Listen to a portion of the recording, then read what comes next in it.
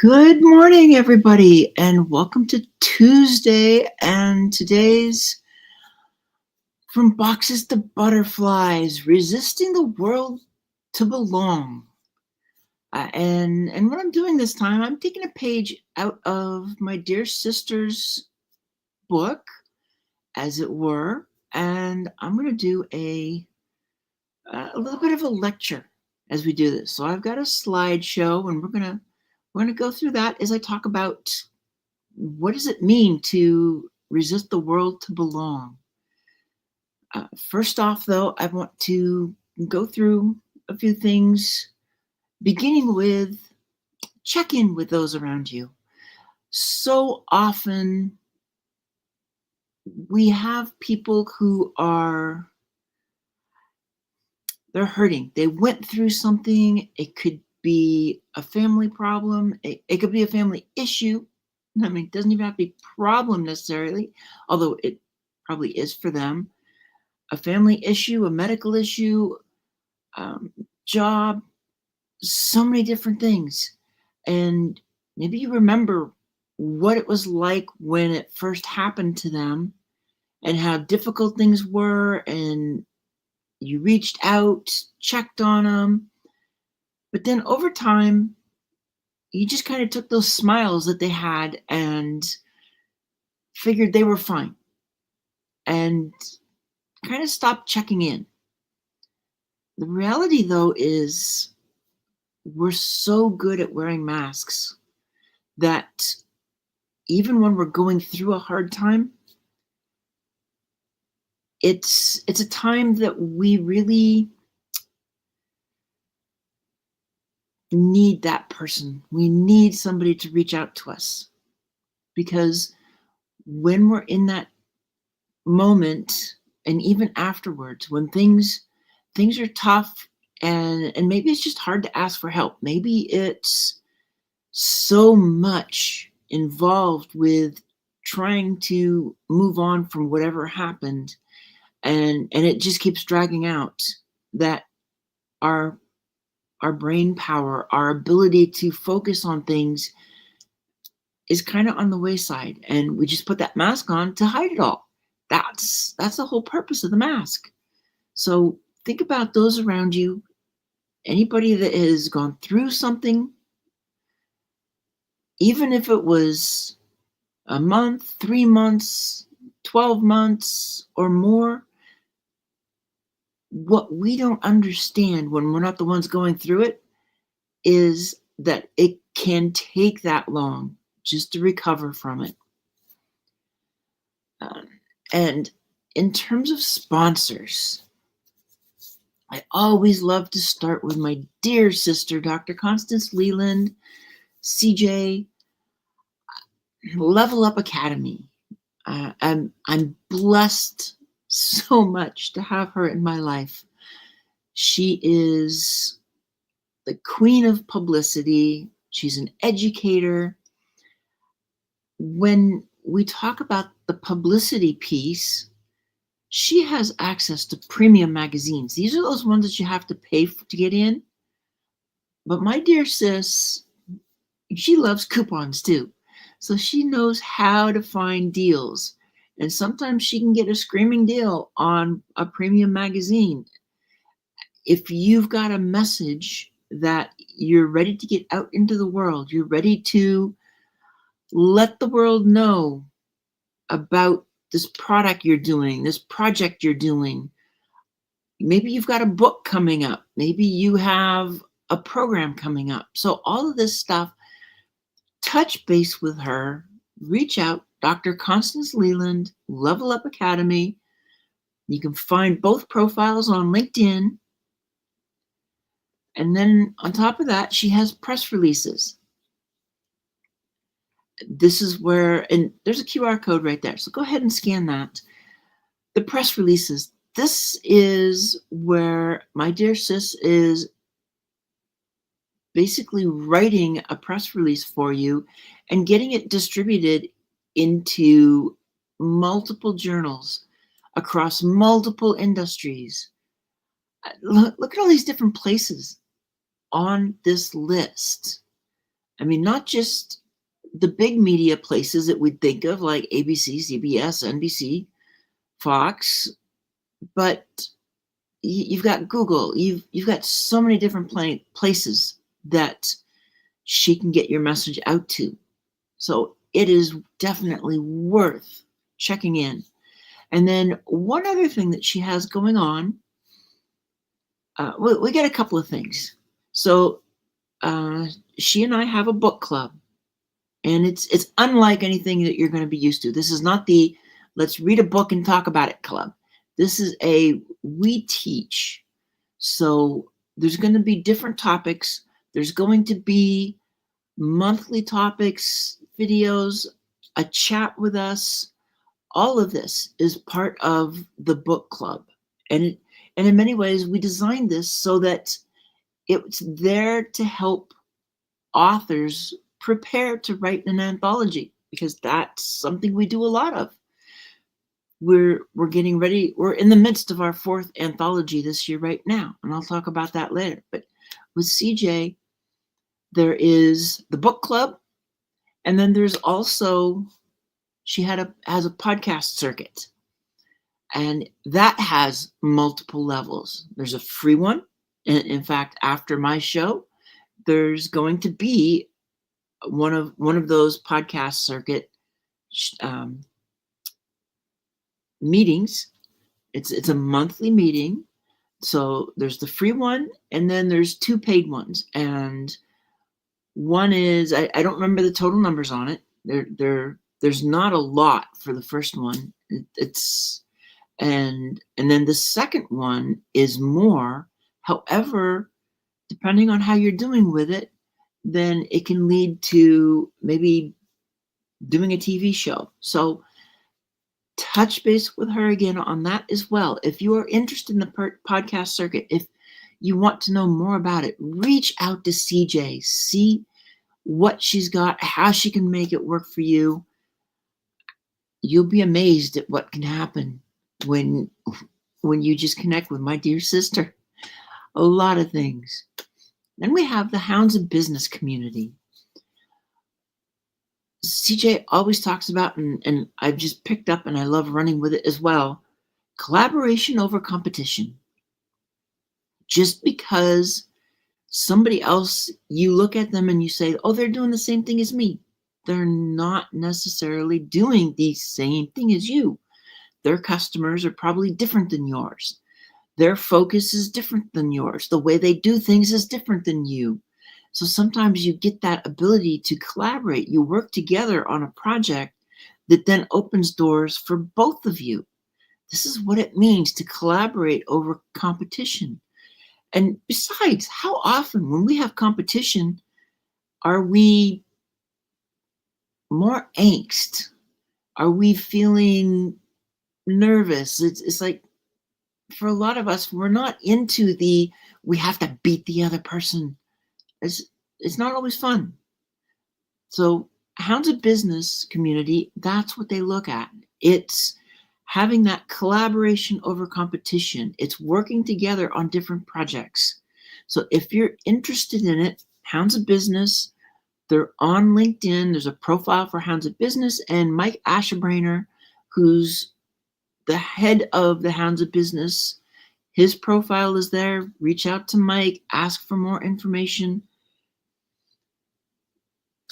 It's a great place to make those initial connections. And that's the other thing. You never know who you're going to meet. And another thing my dear sister loves to say is we're always just one connection away from that next project, that next something. So always keep that in mind. Keep the doors open. Keep your mind open. Be soul-hearted. And then we have, like I said, we were doing anthologies. Okay, so the author's call is kind of over because we're in the midst of writing. And we're having a big meeting on Saturday to bring our authors together. And it's part of how we take a unique approach to the structure of our anthologies and our books. And getting the authors together. So it in the midst of all this, the authors are writing a 1,500 to 3,000 word chapter on Against the Grain, Finding Belonging in a World of Resistance. The book is coming out December 6th. That's when the Kindle version is going to come out.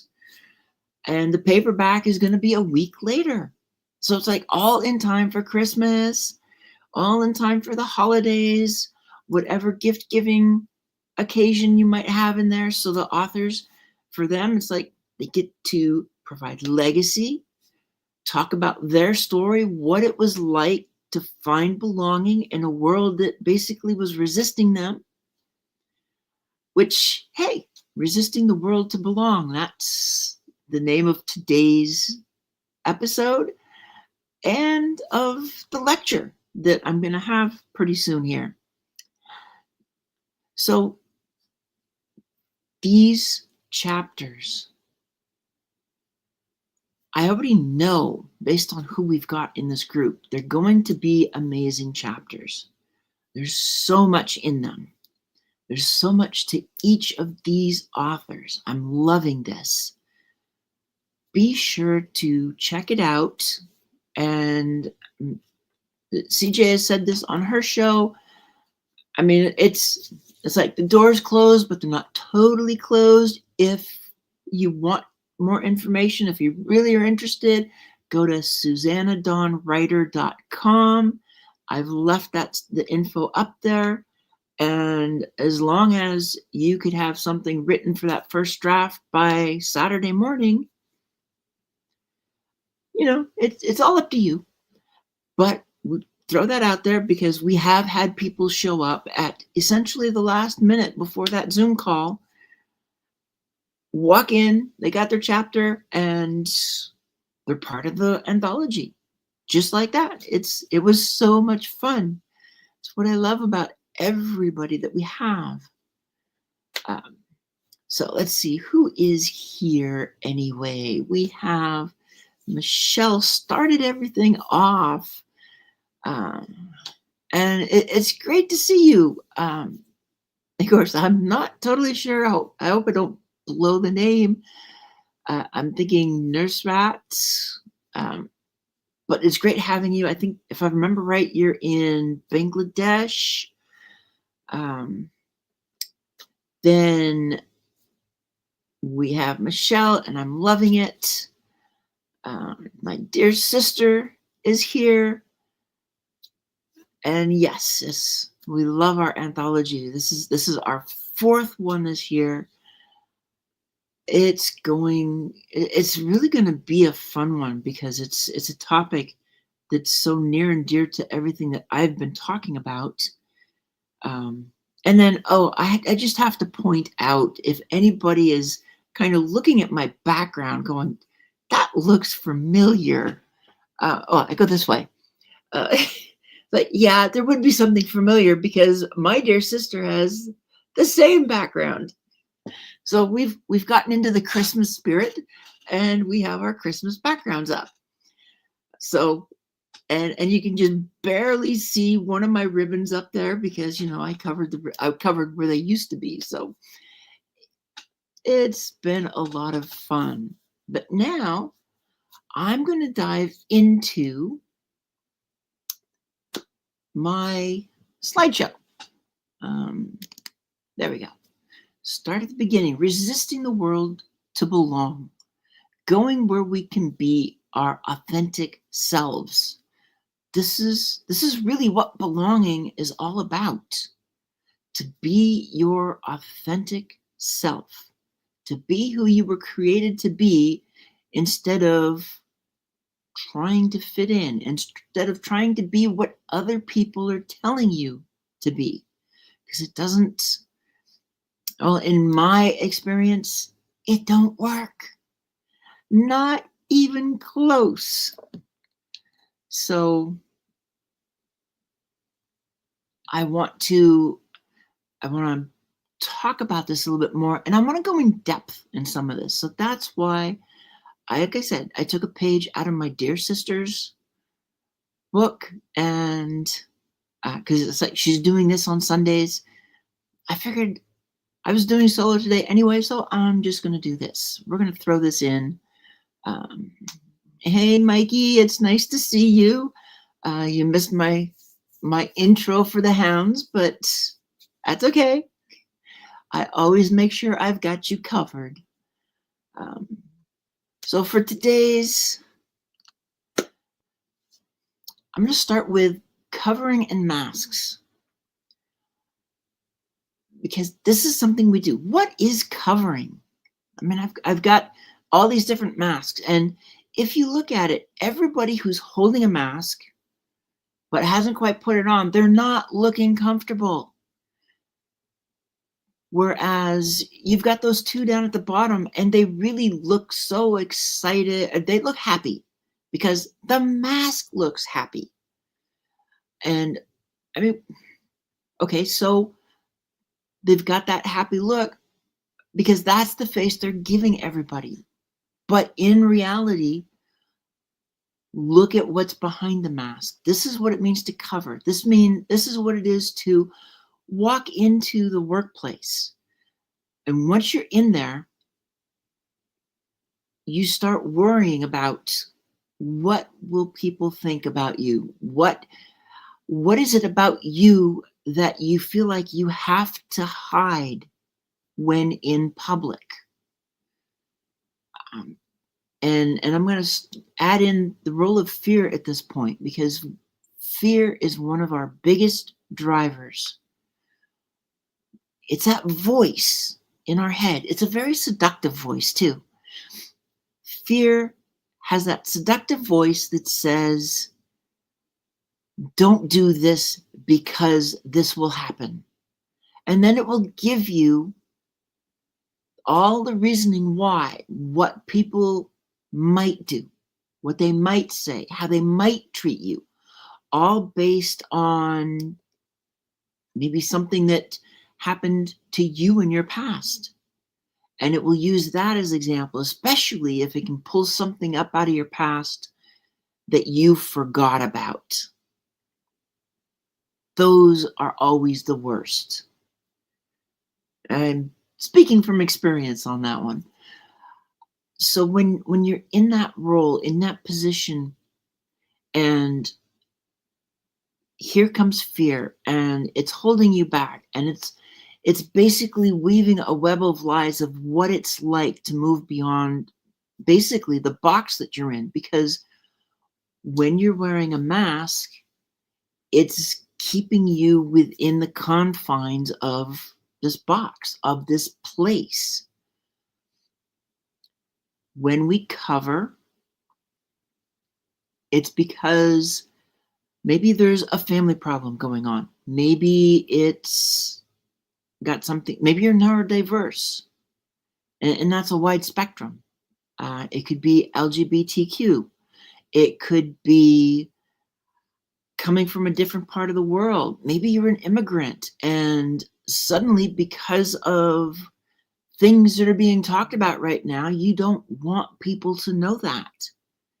That's wearing a mask. That is hiding that piece of yourself, so that when you walk into a space, nobody knows. You keep it hidden. But then that means you're also quiet about a lot of things.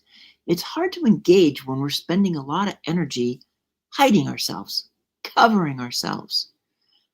And these masks that we wear, we're spending energy to make sure that the mask is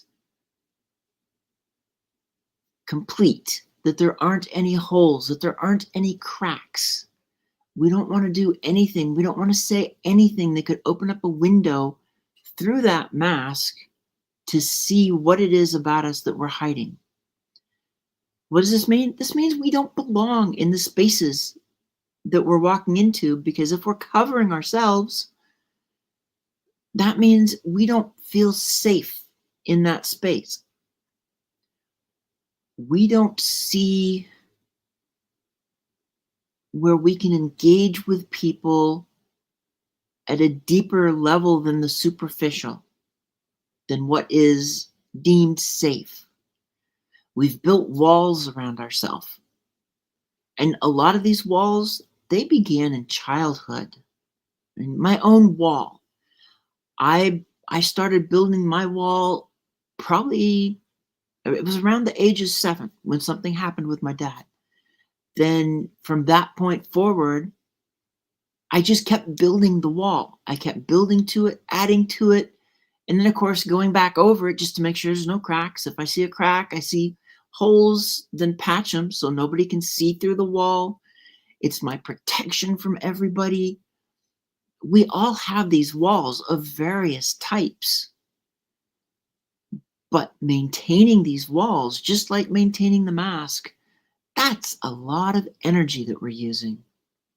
And it's really hard when we are expending all that energy to keep others from knowing the real us. And that's the sad part.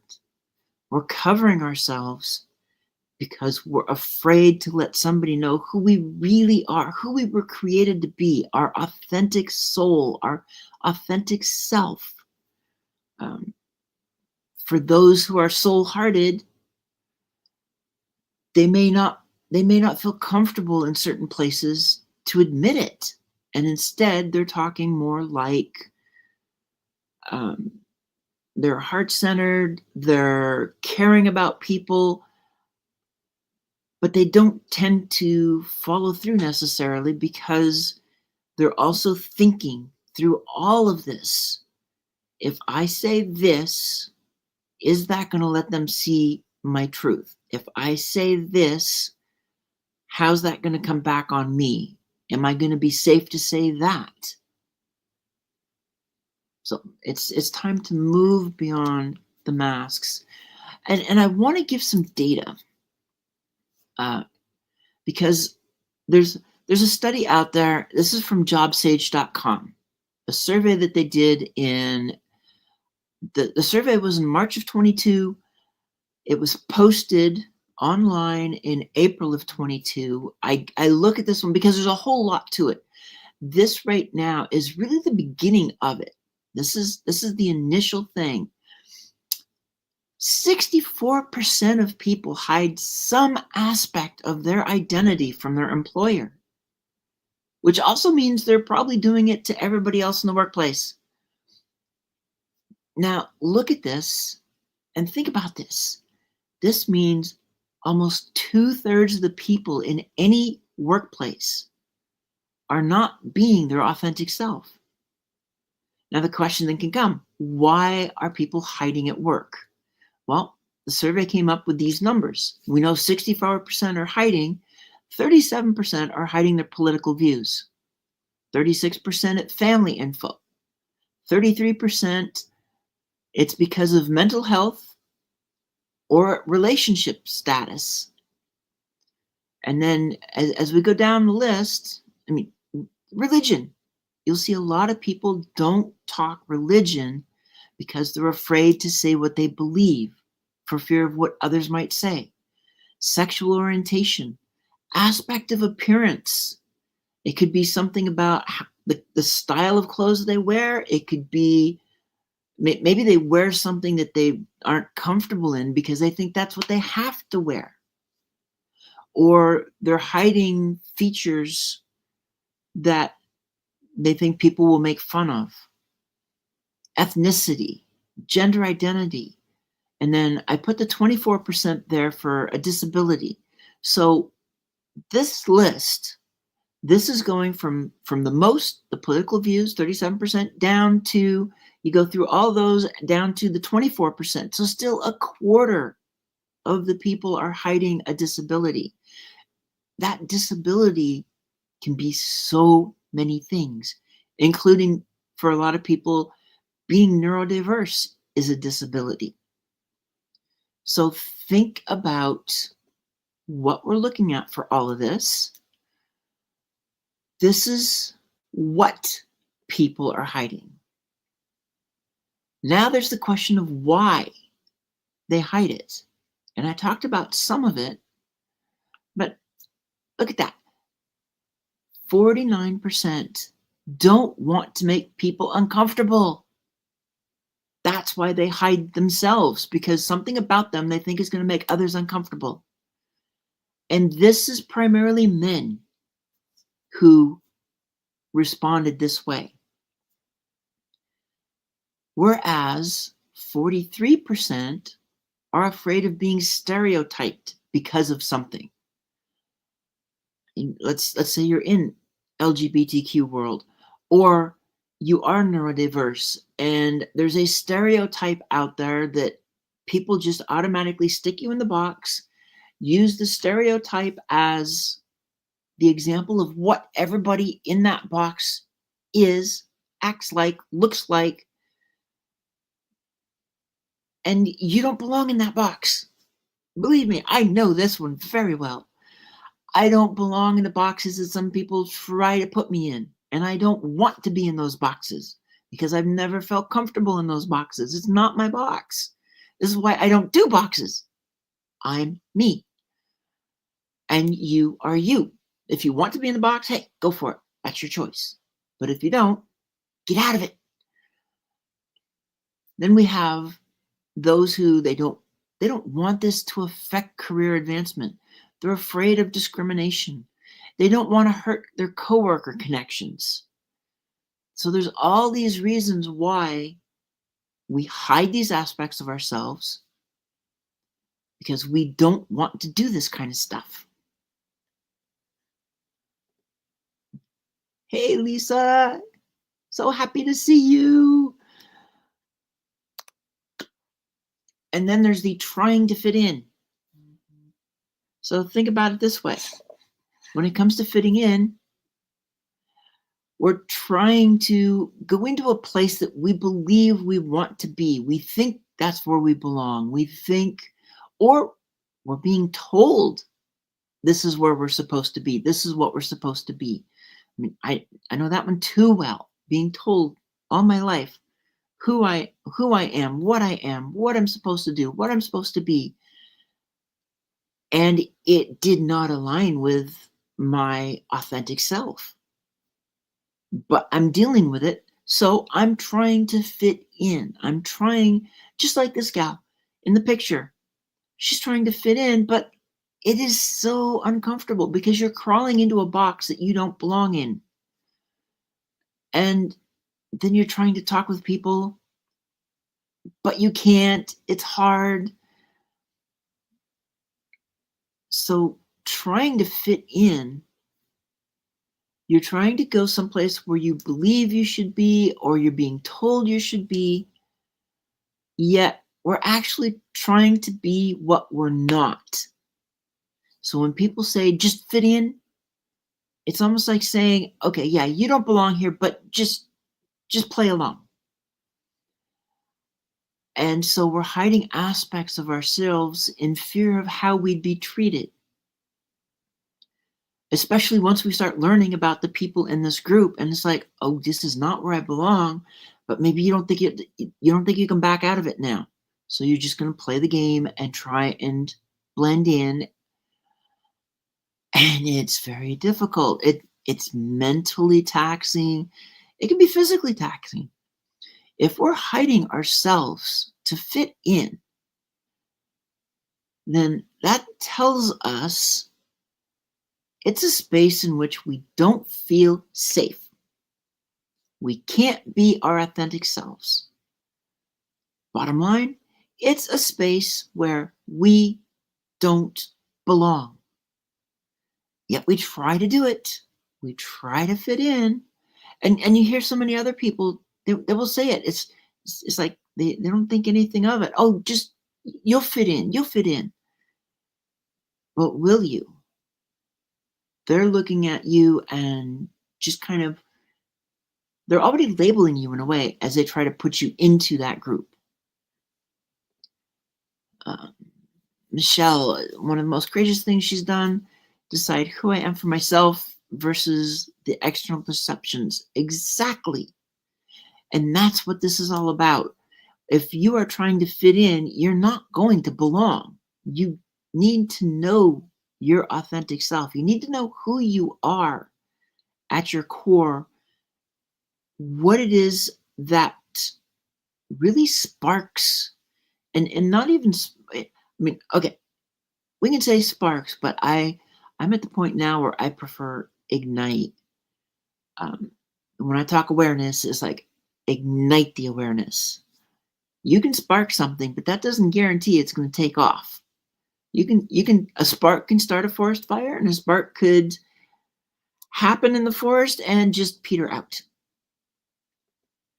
So what we really want is to ignite and take back control, because that's the other thing. When we're trying to fit in, when we're covering ourselves, that means somebody else is in control. Somebody else is running the show, is telling us what to do, even if it's not in so many words.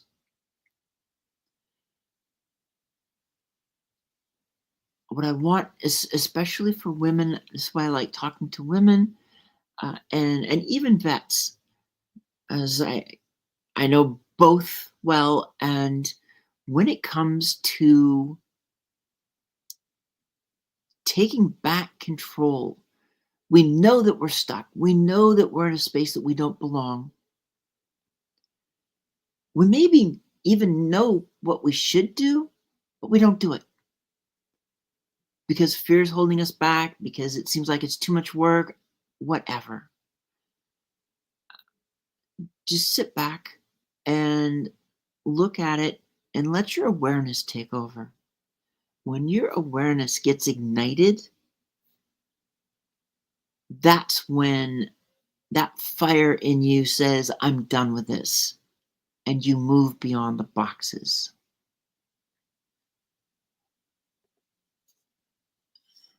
Exactly. And CJ says this all the time. Go where you're celebrated, not tolerated. It makes a big difference when you're someplace that you feel safe.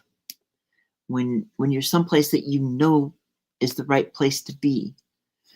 Hiding our identities. And I've talked about this a little bit, but this is another one of those surveys, reports, publication in this case, of a survey by Deloitte that was published last year. And they call it Uncovering Culture.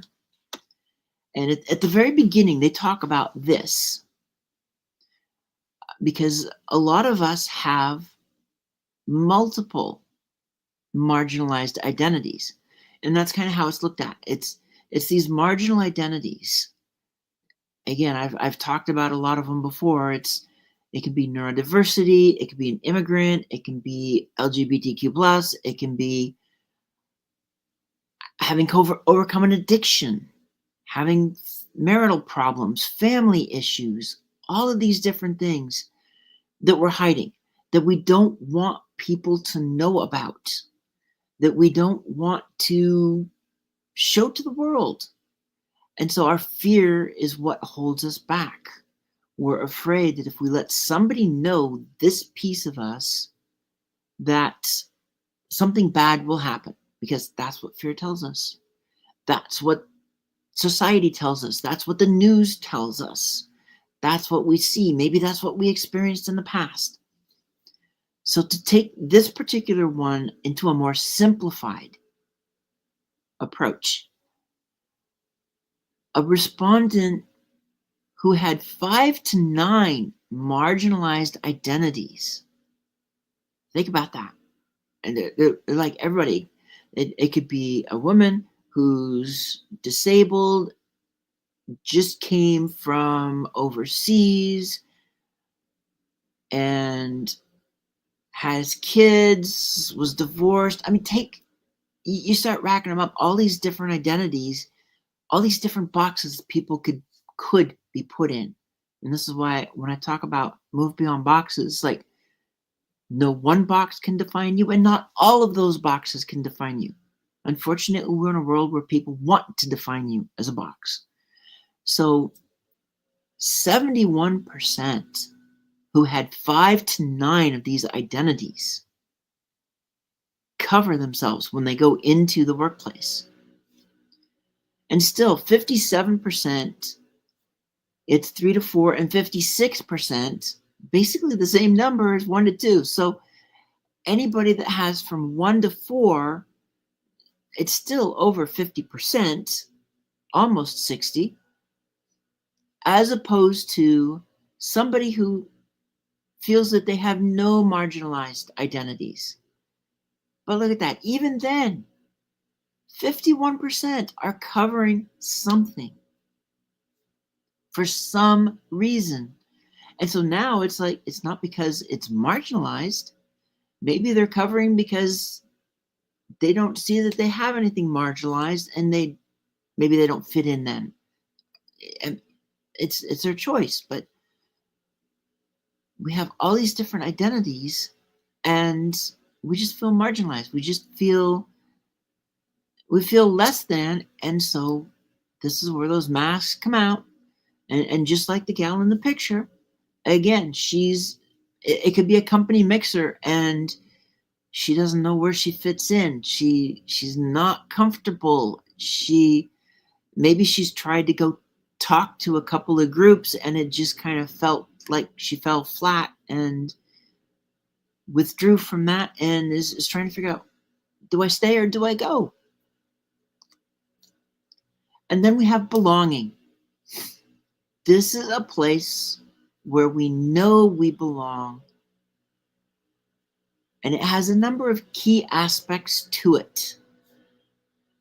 Number one, it's safe to be our authentic self.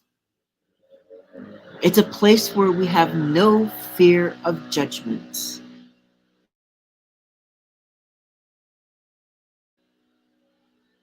When we're in this place, there may not be a lot of people in our inner circle, but the ones who are there are the ones that we trust.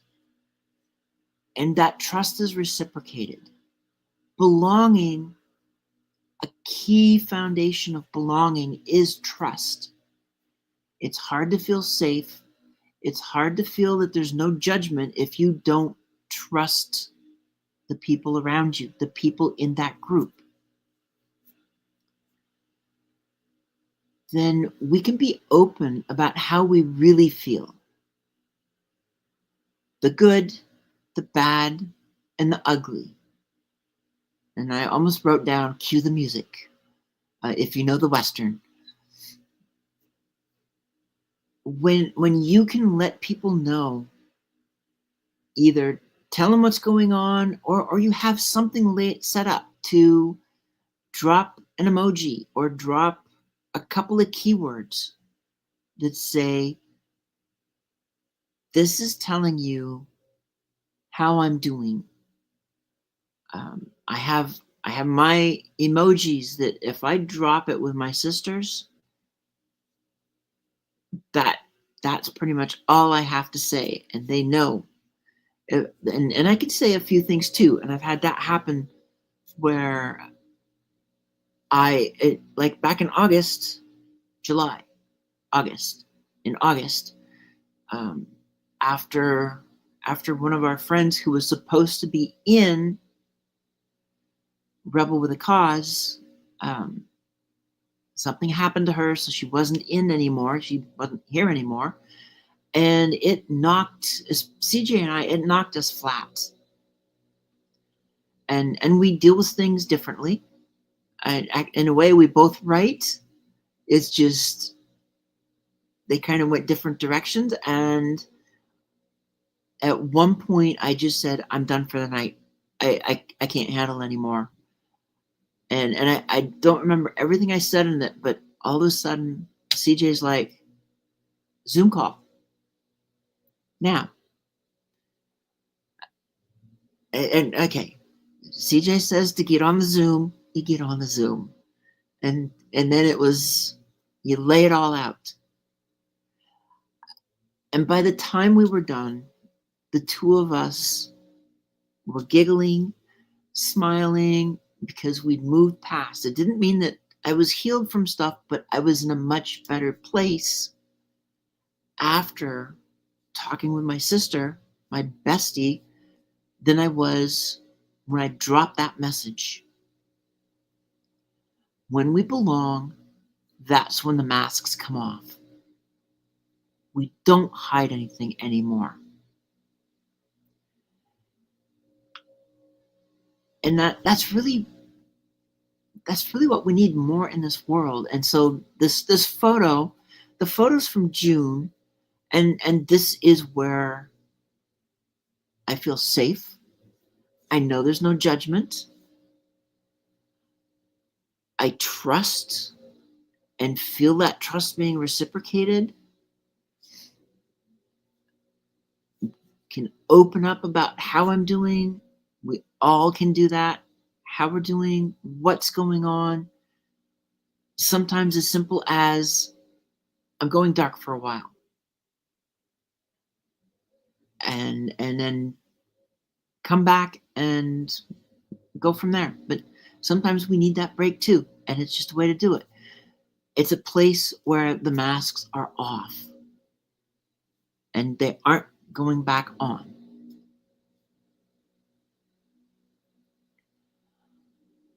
So that's the little presentation.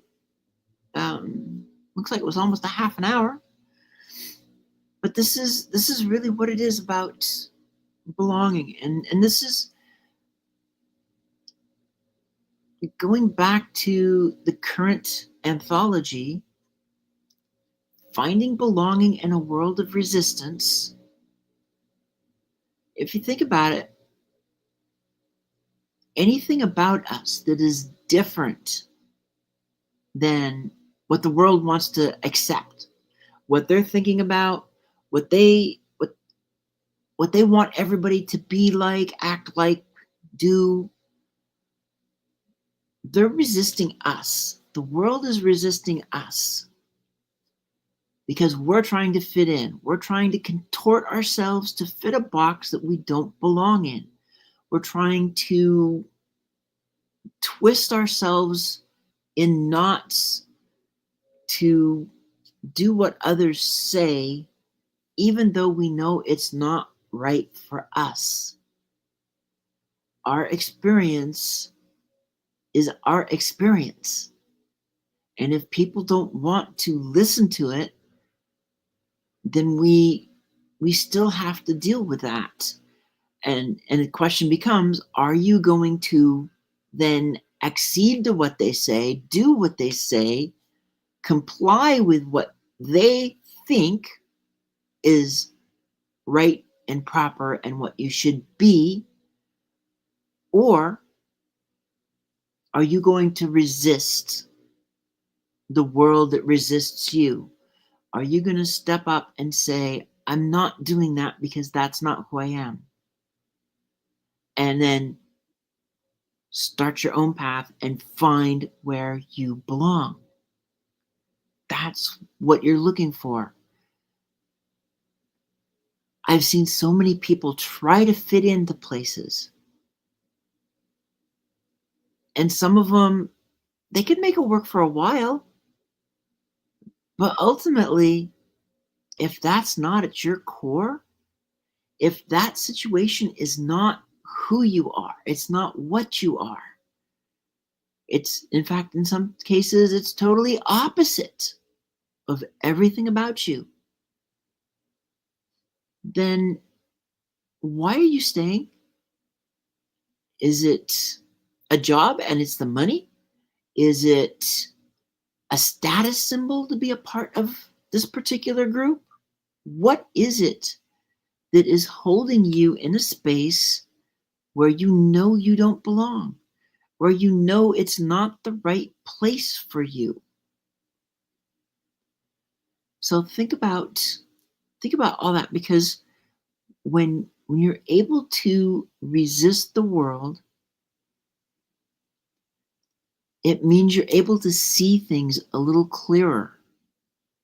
Oftentimes what the world is telling you is going to have, it's kind of like the fear, it's going to have some blurred lines to it, and just kind of say, oh, it's okay, don't worry about this, it will it's like it will come out in the wash in the end. But it won't. They say it will, but it won't. When you start resisting and you start letting your awareness take over, letting your gut basically start telling you what it's feeling, and you listen to it, and you can test it, you can verify, like, your gut saying this. Maybe you've got a friend that you can bounce a question off of, and their response will verify what your gut is saying. Or you know what your gut is saying, and so you just take a little bit of time, observe, see what's going on, and then you find out that yes, your gut has it right. Let that awareness guide you. Let that awareness take you to the next level, to the next place that you want to be, instead of trying to be that which you're not. Go find the place that you are. Do what you were created to do. That's one of the things that I see all the time when people are hiding themselves, when people are crawling into a box they don't belong in. For some, it changes them. For some, it kind of takes away their will because they are no longer doing what they would be passionate to do. And instead, they're conforming to what others are telling them to do. And when we conform, that doesn't mean that we're going to enjoy it. And when you try to conform, you may have to do things that just are not you. And then you have to sit back and go, I can't believe I did that. Because it's not you. It's not what you are. So moving beyond boxes, finding the way out, finding the way to find the way to be whole. And that's another way I like to look at it. Is when you're trying to fit in, are you really whole? Are you are you being real? When you're trying to fit in, probably not. When you find the space of belonging, when you drop the mask, and this is for a workplace too. Think about the workplaces that you've been in. When you go into a workplace and you don't feel safe, the mask goes on. And your engagement is going to be less. Yeah, you're meeting new coworkers. You might really connect with a couple of them, yet you're still being very careful about what you say because you don't know how anybody's going to react if they find out what it is that's hiding behind the mask. It is hard to belong in a space that you feel like you have to hide. You have to cover who you are. You have to maintain those walls. You're spending more energy trying to remember what you're telling people and how you're hiding from them than engaging and exchanging ideas and collaborating. I think a lot of companies, they don't quite understand how much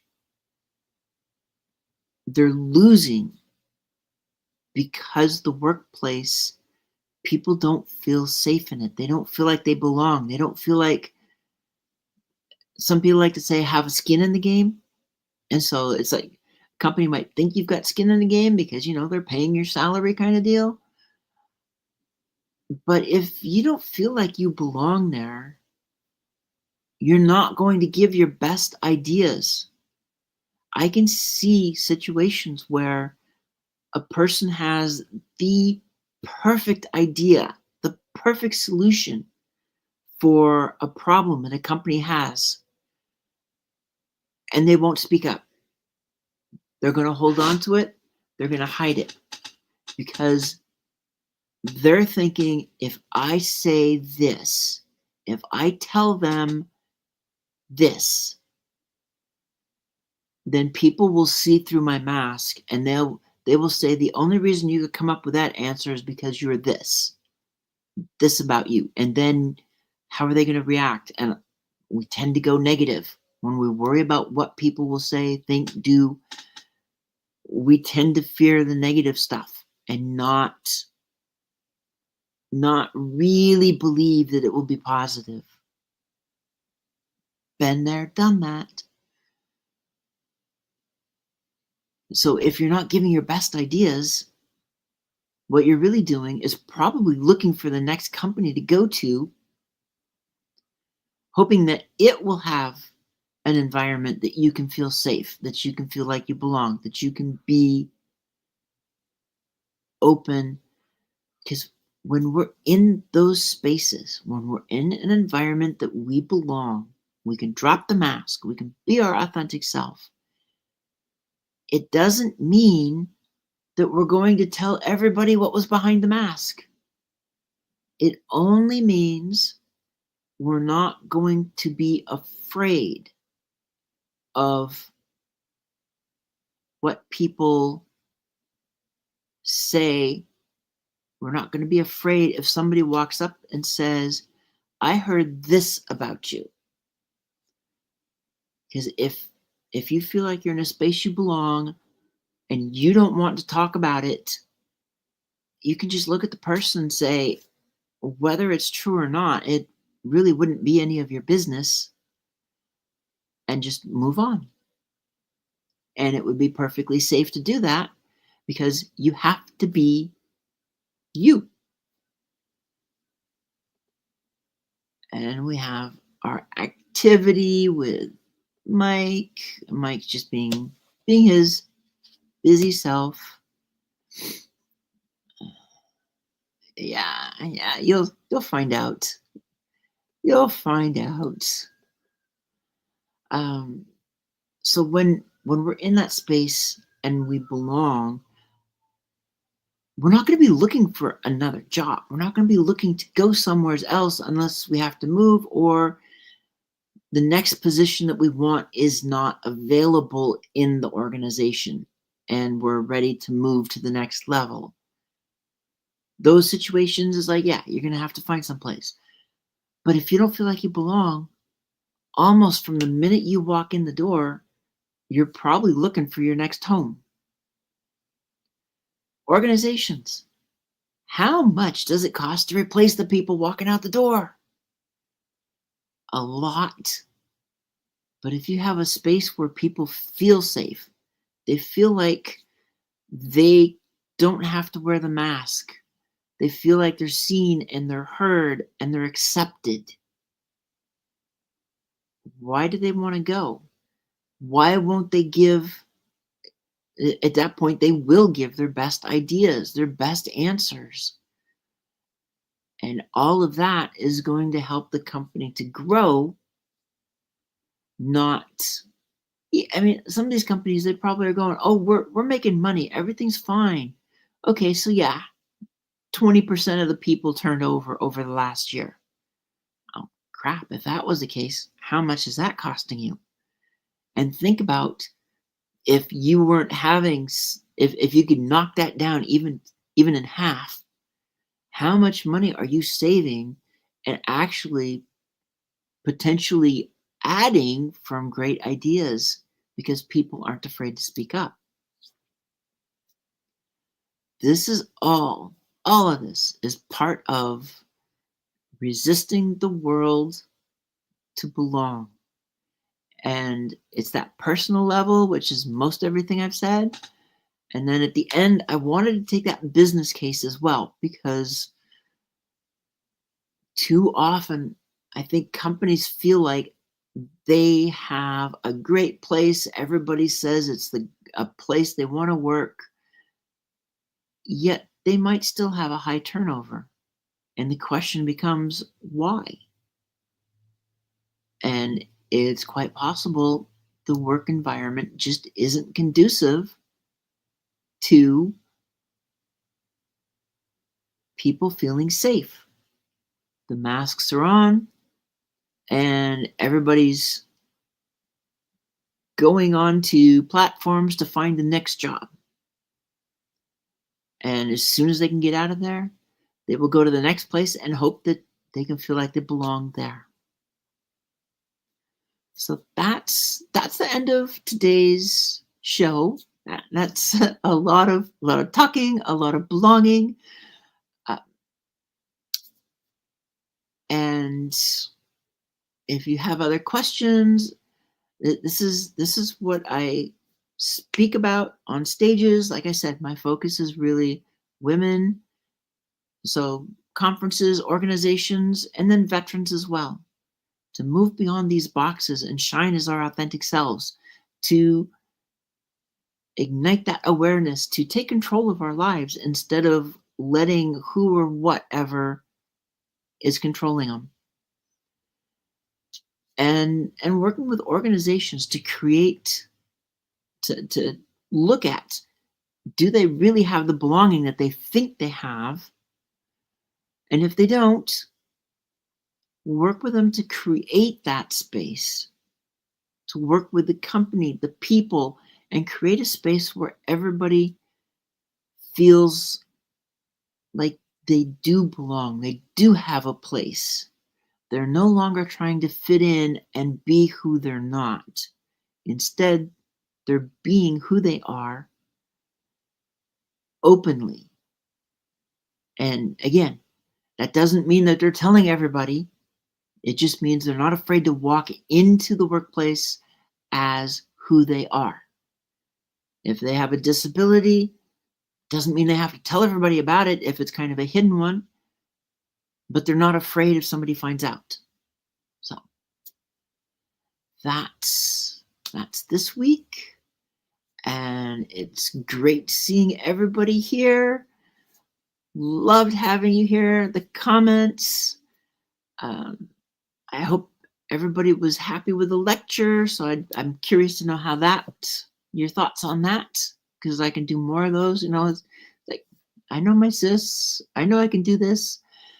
And then we just have a whole lot of fun. Hey, Homer. Love seeing you here. I'm just wrapping things up, and I will see you all next week.